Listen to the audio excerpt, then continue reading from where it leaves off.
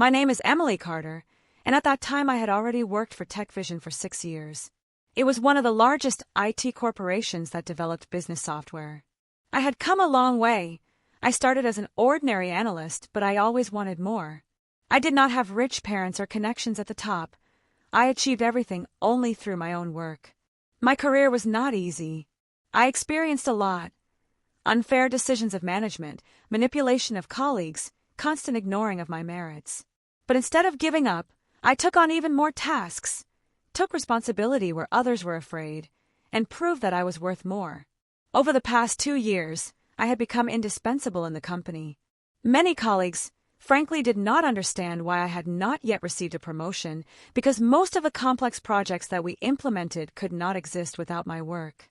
My most important project.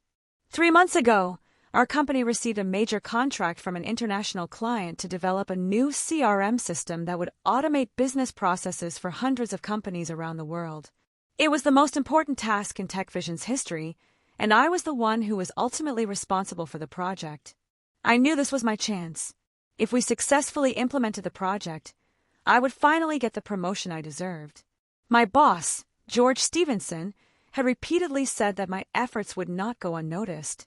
He assured me, "Emily, this project could be your springboard. If everything works out, we will have a serious talk about your career." These words were enough to make me work day and night. I stayed in the office late, sacrificed my personal life, and more than once had to sleep at work. My friends asked, "Why are you exhausting yourself so much?" And I always answered, "Because I want more. I don't want to be a simple employee all my life. I know that I can do more." Working at the limit, I literally lived in the office. If one of my colleagues didn't have time to do their part of the work, I took it on myself. If I had to stay on weekends, I agreed without objection. I tested the system, fixed the codes, answered clients at night, worked even when everyone else had long since rested. One scene that I will remember forever. It was 3:20 in the morning. The office was empty, except for me. A mug of cold coffee stood next to my laptop, and hundreds of lines of code flickered on the screen. I had a choice: go home and try to get at least a few hours of sleep, or finish the report that clients were waiting for until morning. I made a choice. When everyone around me was sleeping, I worked. While everyone else was partying, I was working. I was working because I believed my work would pay off. And then, after 3 months of grueling work, the project was ready. It was my moment of triumph. I knew my life was about to change, but I had no idea that the changes would be anything but what I had hoped for. When the project was completed, TechVision held a big corporate party. Everyone celebrated the successful completion of the contract, discussed further prospects and possible bonuses for our work. I was exhausted but happy. Everyone knew that without me this project would not have happened. Colleagues came up to me, shook my hand, said, "Emily, this was a huge breakthrough. Everyone knows that this is your merit." I smiled, but inside I was gnawing at anxiety. The boss, George Stevenson, came on stage and began his solemn speech. He talked about the wonderful team that worked on the project, about the importance of this deal for the company. And then, finally, I heard my name. "I want to thank our unsurpassed Emily Carter," he said solemnly, raising his glass. "Emily did a tremendous job. Thanks to her perseverance, we got this contract. And I want to assure you all that her contribution will be recognized." The room erupted in applause. I was at a loss for words. I knew it meant a promotion. When the party was over, my boss came up to me personally. "Emily, we're going to have some big changes at the company, and I seriously think you need to move up the ladder. We'll talk more about it tomorrow." My heart was beating fast. This was my chance. Meeting the boss. The next morning, I arrived at work earlier than usual. I picked out my best dress, neatly styled my hair to look professional. I had a feeling that today was going to change my life. "Come in, Emily," my boss said as I knocked on his door. I sat down, trying to hide my excitement. "First of all, congratulations again. You've done an incredible job," he began. "And I understand that you're expecting a promotion." I nodded. "But we can't give you a leadership position just yet," he continued, and I felt my insides go cold. "What?" "Look, you're a great employee, but management doesn't think you're ready yet." I clenched my fists under the table. "Not ready," my heart pounded. I've been running this project for 3 months. I've been working 24/7. Emily, I understand. He held up his hands as if to reassure me. It's just that management decided otherwise. But don't worry, I've got you covered. What does that mean?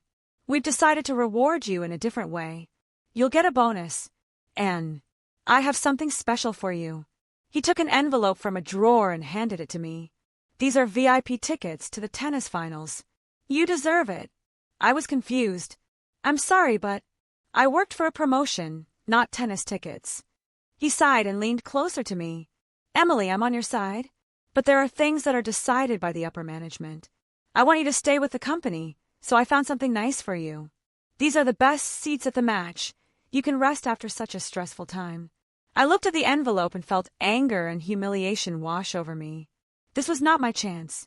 This was a pitiful handout. I smiled, not because I was happy, but because I realized one thing. They don't need me as a manager, but they're going to regret it later. I took the envelope and left without another word. Even then, I decided that this day would be the beginning of my long game. For the next few days, I tried to convince myself to calm down. I had VIP tickets, a good bonus, but inside I was seething. I couldn't accept being simply pushed aside, as if my work was worthless. But I decided to play their game. If they thought I was smart enough to do the hard work, but not smart enough to be a manager, I would prove to them that they had made the biggest mistake of their lives. Meanwhile, the day of the big event was approaching. It was the final of the tennis championships, one of the biggest sporting events of the year. The tickets weren't just good, they were front row, in the VIP area. I started researching the people who would be there, and I realized that this was a great opportunity for a career breakthrough. Representatives from the biggest companies would be there, potential employers, people who could change my life. I knew this evening would be more than just a vacation, but a chance to find something better. The first blow, the day before the event. I check my email to print out my tickets, but when I go to the confirmation email, I panic. The message, your order has been canceled. What? I immediately log in to check the details. My order is canceled. I look for a reason. Change of ownership. This couldn't be happening. I get up from the table, barely holding back my anger, and go straight to my boss's office. He's sitting at his desk, calmly working on his laptop. I don't even knock. I just walk in and put the phone with the letter open in front of him. What does that mean? He looks up, sighs, and feigns surprise. Oh, Emily, I was just going to talk to you. About you just stealing my tickets? His face doesn't change. Come on, no drama. It's just business. What? You understand that these opportunities should go to those who can use them. This is a big event. There will be people there to talk to about investments, partnerships. So I can't use them? He leans forward as if he's giving a lecture. Emily, you're a great employee, but you're not yet at their level. As your boss, I decided that these tickets would be more useful to the company if they went to someone who could use them wisely. I seethe. And who is this? He smiles. Me. His impudence knew no bounds. I tried to control myself. So you just took what was mine. He tilted his head as if I was talking nonsense. Do you seriously think this is some kind of personal attack? This is business, Emily. Relax. I took a deep breath. I could have made a fuss right now. I could have smashed his laptop. I could have yelled at him in front of everyone. But instead I just smiled. You're right, boss. This is business. He raised his eyebrows in surprise. I'm glad you understand. Oh, yes. I understand. I slowly turned and left the office. I knew then this was his biggest mistake. He thought he was just taking something from me that I would forget in a few weeks. But in reality, he had given me the motivation to ruin his career forever. I won't just take back what was mine. I'll take everything from him. I sat at my desk, staring at my computer screen, but there was only one thing on my mind. I'm not leaving this alone. I've always believed that honest work, loyalty, and dedication will pay off. That you just have to work hard and you'll be appreciated. But today I realized one simple thing. The business world doesn't work by the rules of honesty. It's the long game that survives. And my boss didn't even suspect that he had just personally set in motion the mechanism that would destroy him. The first step is information. First of all, I needed facts. I knew that this wasn't the first time my boss had appropriated someone else's achievements or secretly swiped someone else's bonuses. But I needed confirmation. I started looking. Work letters. I went through all my corporate correspondence to find moments where I had submitted ideas that, for some reason, would come out of him in meetings, but without mentioning my name. Accounting documents. I had access to budget reports, and I was curious about how he justified VIP tickets to the company. Colleagues. I knew that many people on the team supported me and also hated his management style. I began to talk to them carefully, gathering information. Clients. Among our clients were people who had always worked with me directly. I decided to use this in the future. Every piece of information was a small brick in the foundation of my revenge. Step 2. Creating his problems. The next step was to push him to make mistakes. I stopped correcting his stupid decisions. Usually, when he did something wrong, I would silently correct the situation so that the company would not suffer. But this time I decided to leave it as is. For example, he sent a presentation to clients with terrible errors, and I didn't tell him about it. When clients called in frustration, he looked like a complete idiot. I created failed deadlines. I knew how he worked. He always took on too many responsibilities and then dumped them on me. This time, when he handed me an urgent project, I didn't rush to save the situation. As a result, everything went wrong, and he received a reprimand from management. I gave him a bad reputation among clients. Several clients who always communicated only with me noticed that my boss now answered to them, and they were extremely unhappy. I just quietly told them, "Sorry, this is a management decision. Now only he deals with your projects. I can't change anything." The result: within a few days, clients started complaining about him to the head office. Step 3. Find a way out for yourself. I knew that simply quitting wasn't an option. I wanted to not only leave, but also take something more with me than just my dignity. I started quietly monitoring my competitors' job openings. I attended a few private events where I met people from other companies. I started getting offers that promised me a higher position and a bigger salary. Some even said, "If you come, bring your team with you. We want the best professionals." I knew that my boss didn't yet suspect that his empire was starting to crack at the seams. But this was just the beginning. I wasn't going to just quit. I was going to make sure he fell and never get back up again. I always believed that the best way to win was to make the enemy fall under the weight of his own mistakes. My boss was a man who loved to receive praise, but hated to take responsibility. His successes were always the result of someone else's work, and he knew how to shift the blame for his failures to others. But what if we made all his mistakes visible? I knew that he was not used to managing projects on his own, making difficult decisions, and dealing with pressure. That is why my strategy was not to openly confront him, but to create situations in which his true incompetence would become obvious to everyone. Critical error in the financial report. One day, a request came from the company's head office. They demanded an updated financial report for the quarter. I had previously prepared similar documents, but this time my boss decided that he would do everything himself. I did not even try to convince him otherwise. When he turned in the report, I knew there would be errors. He never delved into details, didn't understand the intricacies of financial analysis, and was used to relying on others. 2 days later, the answer came from head office. The report had serious inaccuracies. The finance department demanded an urgent explanation. The boss was furious. He called me into his office and started accusing me. "Did you see this report before it was sent? Why didn't you check it?" I kept my expression calm. "You said you'd handle it yourself," I replied. "That's why I didn't interfere." He clenched his jaw but said nothing.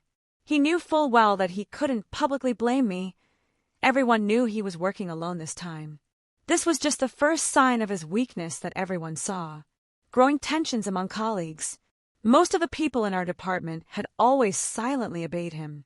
But after a few of his bad decisions, the atmosphere began to change. People no longer viewed him as an authority figure. "It used to be different," a colleague told me one day over lunch. "When you were in charge, there wasn't this much chaos." I just shrugged. He's the boss. I think he knows better how to run a department. But I knew I had planted the right seed. People began to openly discuss his failures. Problems with clients, The next step was what I had expected the most. Clients began to express their dissatisfaction. I used to do all the key negotiations. Clients trusted me because I understood their needs, found solutions, and maintained long-term relationships. Now they were talking to their boss. 2 weeks after he took over the project management, one of the largest partner companies expressed its dissatisfaction. "We feel that the level of service has changed," the client representative said during the meeting. "Responses to inquiries are coming late, and there is not the flexibility that used to be." My boss smiled nervously. "We are simply changing some internal processes," but the client was not listening to him. "If the situation does not improve, we will have to reconsider our cooperation." I could see my boss's lips go dry. He was afraid of losing this client because it would mean a serious blow to his reputation. For the first time in his life, he realized that things were starting to get out of hand. The first blow to his confidence. I returned to my desk, opened my email, and wrote a short message to one of my former clients who had already worked with other companies. "I hope you're doing well. If you ever need a reliable partner, let me know." I knew that letter could make a difference. My boss was no longer invulnerable. His foundation was beginning to crumble. And that was just the beginning. I watched my boss gradually lose his confidence. His usual arrogance and haughtiness began to change into irritation and nervousness. He no longer looked as calm as before. Instead of self-confident jokes, there were short, hysterical remarks. Instead of a haughty gait, there was a nervous shifting of feet. He began to linger in his office more, as if he was afraid to go out to see his colleagues again. After several unsuccessful meetings with clients, he realized that the situation was getting worse. I saw how his pen trembled in his hands during negotiations. He no longer felt like a king in his own kingdom. Problems within the team. The department he managed began to gradually lose trust in him. Previously, employees were used to all processes being clearly organized. Now chaos reigned. "He doesn't understand how the company works," one of my colleagues whispered to me in the kitchen. "Before, if something happened, we knew you would fix it. And now..." I just smiled and said nothing. But deep down, I felt like everything was going according to plan. I was no longer the one who always helps. Now I was an observer. Let everyone see his true colors. Clients start to refuse cooperation. 2 weeks later, I learned that one of the company's largest clients had decided to renegotiate their agreement. I had been waiting for this moment. A client I had worked with for many years wrote me a message. "Hi, we thought that after the change in management, our processes would remain the same. But, to be honest, the level of service has worsened. We can't work under these conditions anymore." I was ready. "If you want, we can discuss your terms and find new opportunities for cooperation." It was a subtle hint that I was already working on my own plans. The boss starts to notice. I could see him getting even more nervous. Every morning he would come into the office with a tense face. He used to be uninterested in the team's work, but now he started walking between the desks, asking everyone if everything was okay. He was starting to doubt himself, and it was noticeable. "I don't understand what's going on," he once told me. "Everything is starting to fall apart, even though I'm working even harder." I looked at him and pretended to sympathize. "Maybe you need to reconsider some of your decisions?" I asked. His eyes narrowed. "Are you implying that I'm doing something wrong?" I shrugged. "I'm just saying that when a system isn't working efficiently, it's always worth looking at where the problem is." I could see his lips going dry. He was beginning to suspect that I knew more than I was telling. But he had no proof yet. I remained in the shadows. Let him feel this fear. This was just the beginning. His nervousness grew every day. His colleagues noticed that he was no longer confident in himself. Meanwhile, I was completely calm. My plan was approaching its final stage. Clients were losing trust in him. The team was not supporting him as before. He began to make chaotic decisions that only made the situation worse. The perfect moment to strike. An invitation he did not expect. I knew that the company's management had been watching what was happening for a long time. Financial indicators were going down. Projects were slowing down. I just needed to push them to the right decision. I prepared a report in which I analyzed in detail all the failures of the last months, from losing clients to mismanagement of resources. No accusations, no emotions, just numbers and facts. I knew that this would be enough for senior management. His day of destruction. A few days after I handed over the report, he received a summons to the main office. He entered the conference room with a confident step, but after 30 minutes he left there completely different, exhausted, confused, with eyes full of fear. I saw him silently gather his things and close the door of his office. Everyone in the office felt this tension. He realized that his game was over. His last hope was me. The next day he came to me. "Do you know what's going on?" His voice was trembling. I pretended not to understand what he was talking about. "What are you talking about?" "They want to fire me. They say I can no longer manage the department. This is serious." He held my gaze. "You know how things work. Maybe you could tell management that I can fix this." I paused. "You know I've always supported the company." He nodded. "I know. But you didn't support me when I was working on that project." His lips tightened. "That was the mistake." "No." I leaned closer to him. "It was your choice. And now you're reaping the consequences." He opened his mouth to say something, but I was already walking away. I knew he had lost. I had won. And that was just the beginning of my new life. After our conversation, he no longer looked confident. He understood that he had lost everything he had built up over the years, and I was not going to save him. That same day, rumors began to circulate in the office that management was planning to replace him. I watched him from afar.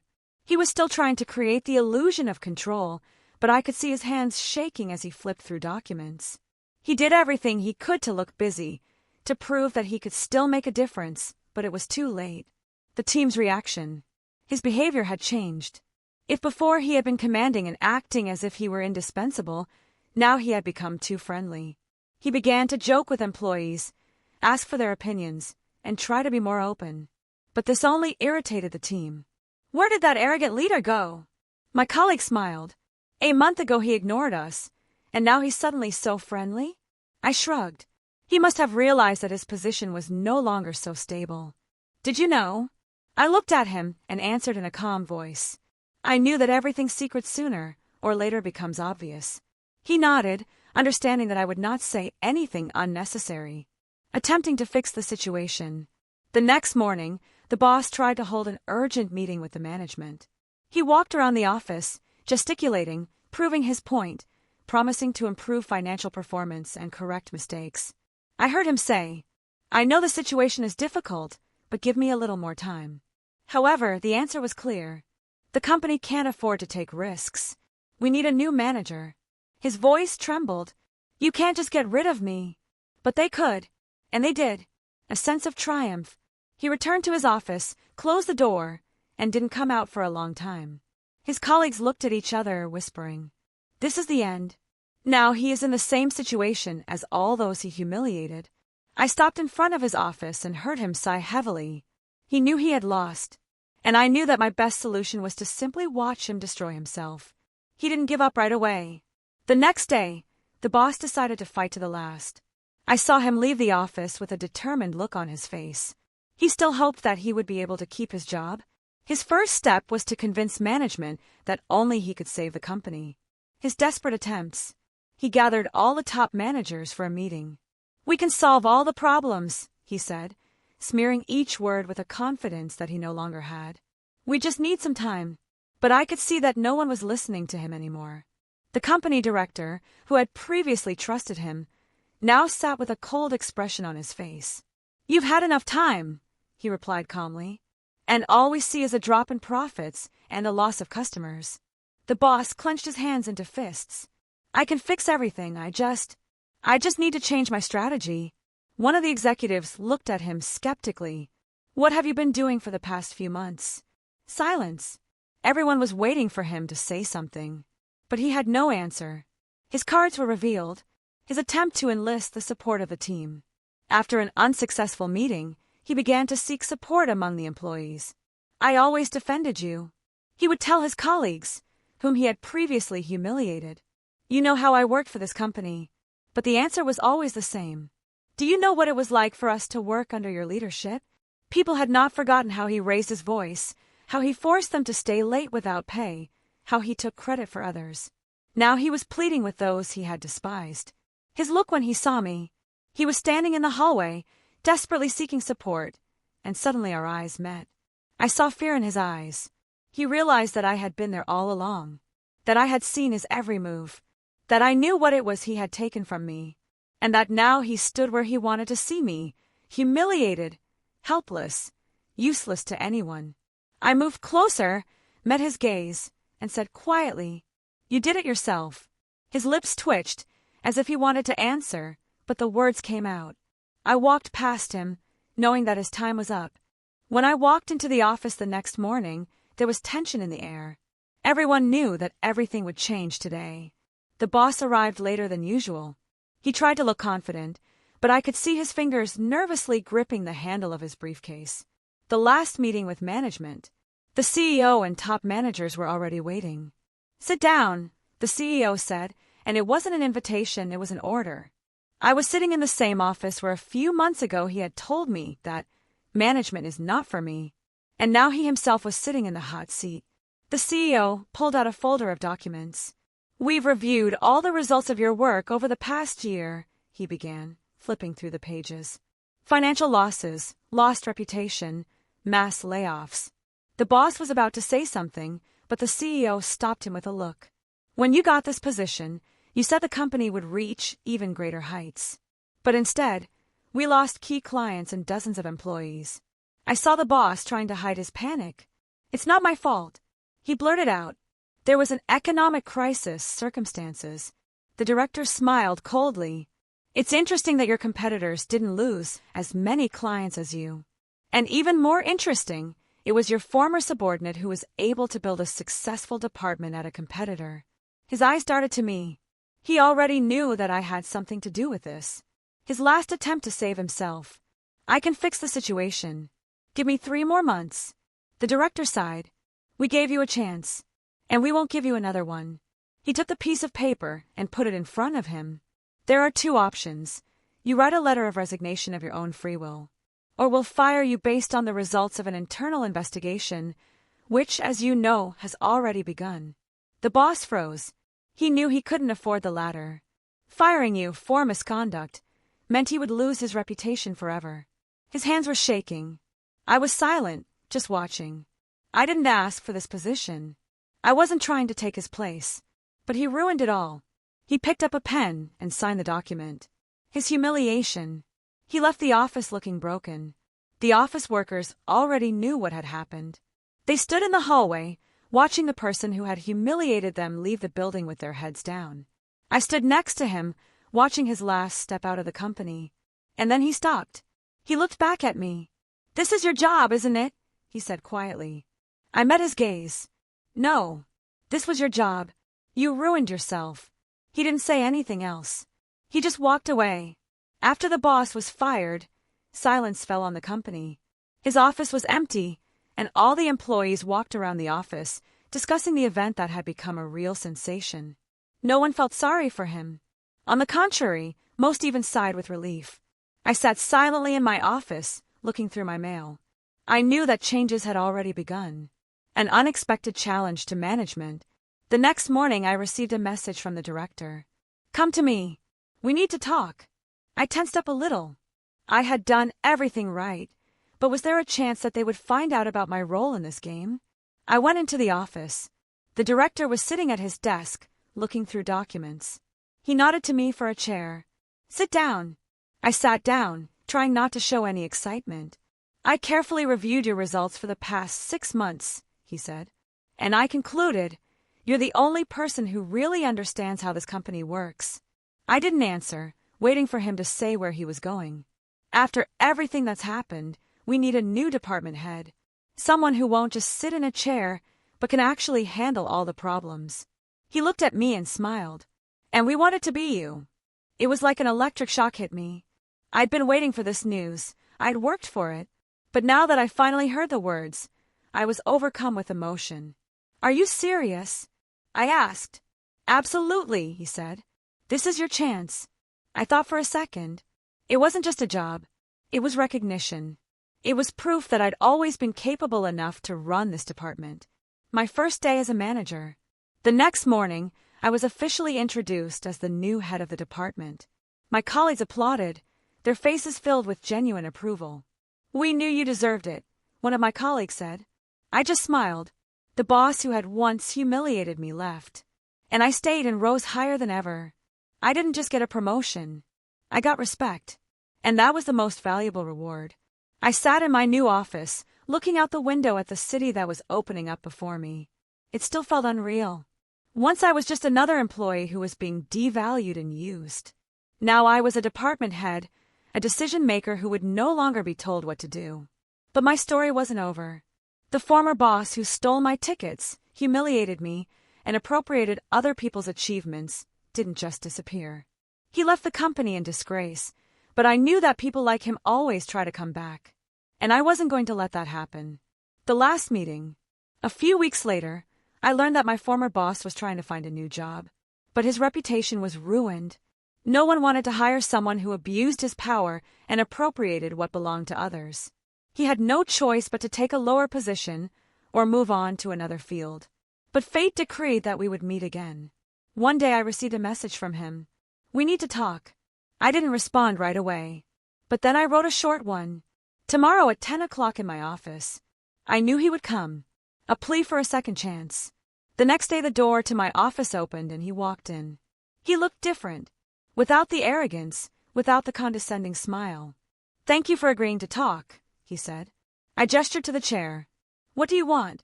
He swallowed and tried to pretend that he still had some kind of voice. "I know I've made mistakes," he began. "But I've lost everything. A job, respect, almost every opportunity. I'm asking you, if you can, help me find a new place." I raised my eyebrows. "Help you?" He nodded, avoiding my gaze. "I know I was tough, but we worked together. I taught you, I helped you." I barely managed to keep from laughing. "Help me," I repeated. "You stole my ideas. You humiliated me. You stole my tickets because you thought I didn't deserve them." He was devastated, but he still hoped to make a difference. "I understand, but everyone makes mistakes." I leaned forward and looked him straight in the eye. "You didn't make a mistake. You made your choice. And that choice brought you here." He realized he had no more chances. He stood up, nodded, and left, leaving silence behind him. I never saw him again. Final scene. I sat down at my desk and opened my laptop. My life no longer belonged to someone who decided I wasn't good enough. I was the master of my own destiny. I won. And that was the best revenge.